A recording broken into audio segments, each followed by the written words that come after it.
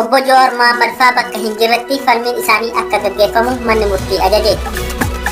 Poolisiin humna addaa Oromiyaa naannoo Amaaraa keessatti summii nyaachifamuun dhagahameera. Mootummaan ammallee dhukaasa dhaabuu akka qabu obbo Dammaqaa Mokonnon dubbate.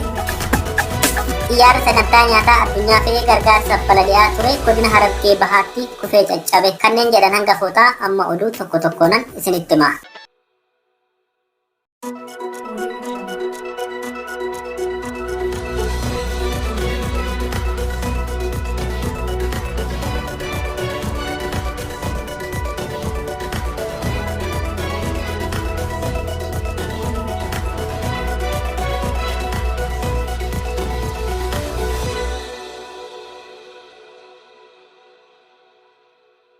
Murtii olaanaa federaalaa dhaddacha adoolessa 21 bara 2013 oolen obbo Jawaar Mohammad, obbo Dajanee Xaafaa, obbo Baqqalaa Garbaa fi obbo Hamzaa Adaanee akka dhiyaataniif eegaa turullee isaan afranuu akka hin hirmaanne himuun hafuu isaanii manni sirreessaa dhaddachaaf ibsuun beekame. Abukaatoo isaanii kan ta'an obbo Ibsaa Gammadaa raadiyoonii Dirree Shaggariif akka ibsanitti hidhamtoonni armaan dura murtii dhaddachaatiin hidhaarraa bilisa bahanii turanii qajeelfama qaama raawwachiiftuutiin ukkaanfamaa jiraachuu obbo Jawaar faa xalayaalee yeroo garaagaraatti dhaddachaaf barreessan yeroo lama beellama irraa hafuu isaanii eeraniiru. Ammas beellama eegamaa turerraa hafuun isaanii durumaan mana murtiif kan ibsame ta'uu dubbataniiru. Manni murtii olaanaa federaalaa dhaddacha kaleessa adoolessa 21 bara 2013 oolen sababni himatamtootaan dhiyaate quubsaa miti jechuudhaan kana booda falmiin bakka isaan hin jirretti akka itti fufuuf ajaja kenneera. Ajaja kana keessattis obbo Jawaar Mohammad faa mirga falmachuu isaanii fedha isaaniitiin akka dhiisanitti hubachuudhaan falmii itti aanu obbo Jawaar, obbo Baqqalaa, obbo Hamzaa Adaanee fi obbo Dajanee Xaafaa bakka bu'uudhaan gaggeessuuf gaafa adoolessa 30 bara 2013tti beellama akka qabate raadiyoon Dirree Shaggar abukaatoo isaaniirraa odeeffateera.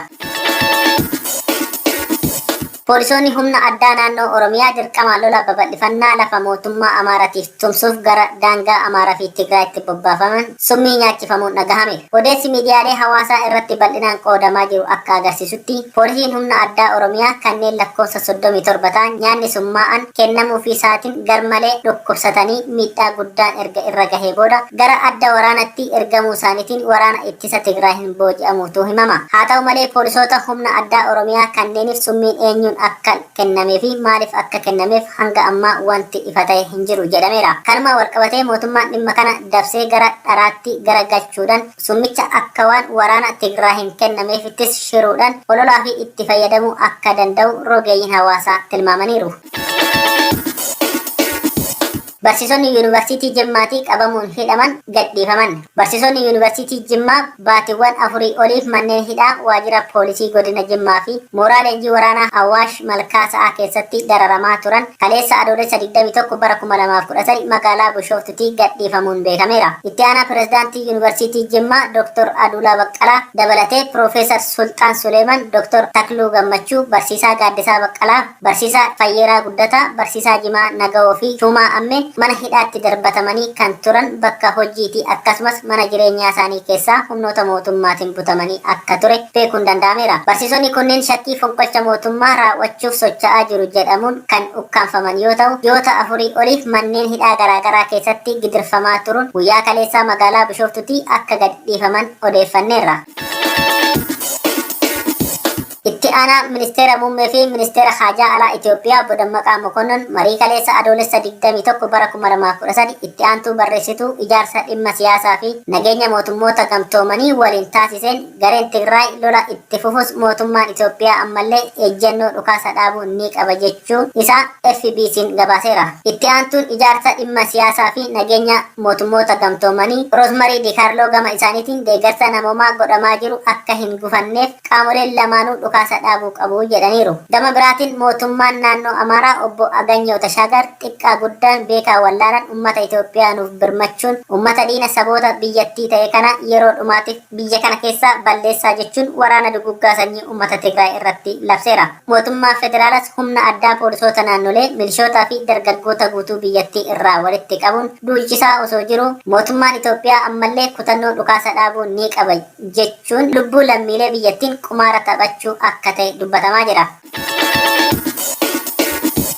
Naannoo Somaaleetti lubbuun namoota dhibbootaan lakkaa'amanii darbuun dhagahame. Walwaraansa naannoo Somaalee fi Affaar gidduutti guyyoota 3 hanga adoolessa 20 bara 2013tti gaggeeffameen lubbuun lammiilee nagaa hedduun gama naannoo Somaaleerraa galaafatamuu mootummaan naannichaa beeksiseera. Humnoonni addaa naannoo Affaarii fi garee hidhattoota naannichaa Ugugumuu jedhaman magaalota naannoo Somaalee Galbadisee fi kan naannoo Affaar Gadamaayituu keessatti haleellaa raawwataniin naannoo Somaalee irraa namoonni 350 ol ta'an ajjeefamuu isaanii mootummaan naannoo Somaalee beeksisuu VOA'n gabaaseera. Balaan kun akka hin raawwatneef tarkaanfiin gama mootummaa federaalaatiin fudhatame tokkollee akka hin jirree fi badii guddaan magaalattiirra qaqqabuu ibsuun mootummaan naannoo Somaalee mootummaa federaalaa komateera. Haala qabatamaa rakkoo siyaasaa biyyattii keessa jiru walwaraansi naannolee lamaanii salphaatti kan dhaabbatu akka hin taane odeessaaleen garaagaraa gabaasuu irratti argamu. Guyyoota muraasa dura sababa walwaraansa naannolee lamaaniitiin daandiin baaburaa guddichi Itiyoo Jibuutii mormii ummataatiin naannoo Somaalee keessatti cufamuu gabaasuun keenya ni yaadatama. Naannoleen lamaan wal dhabdee daangaa waan qabaniif yeroo adda addaatti wal himachaa turaniiru. Sababa kanaanis filannoon marsaa jaaffaa jedhamu naannolee lamaa keessatti akka hin gaggeeffamne ta'eera.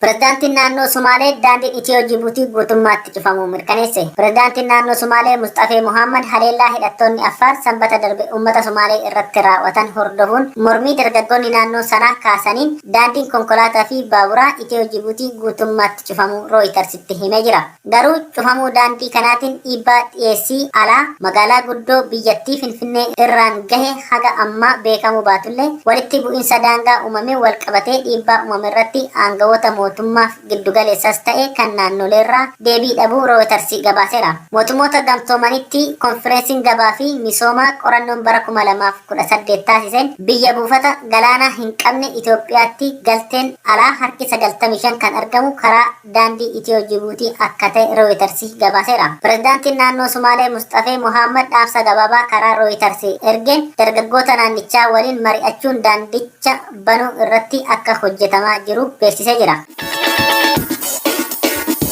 Mootummoota gamtoomanitti xayyaara sagantaa deeggarsa nyaataa addunyaatiif tajaajila kennu dirree dhawaadhaa gara Jijjigaatti imalaa otoo jiru sababa hin beekamneen adoolessa 20 bara 2013 godina Harargee Bahaa aanaa Kombolchaa ganda Qeerramsaatti kufee caccabee jira. Sagantaan deeggarsa nyaataa addunyaa galgaleessa dheengadda adoolessa 20 bara 2013 odeeffannoo toora marsariitii isaarratti barreessan namoota xiyyaaricha keessa turan 4 keessaa namoonni 2 hojjettoota garee ogeeyyii fayyaa daangamaleeyyii akka turan ibseera. Balaa mudate kanaan miidhamni cimaan imaltootarra akka hin geenye kan ibse sagantaan deeggarsa nyaataa addunyaa imaltoonni yaalaaf gara hospitaala dirree dawaatti geeffamuu himee sababiin kufaatii xiyyaarichaa hanga ammaa kan hin beekamne ta'uu gabaaseera. Egaa kabajamtoota dhaggeeffattoota keenya oduu namaaf qabanne kanumaas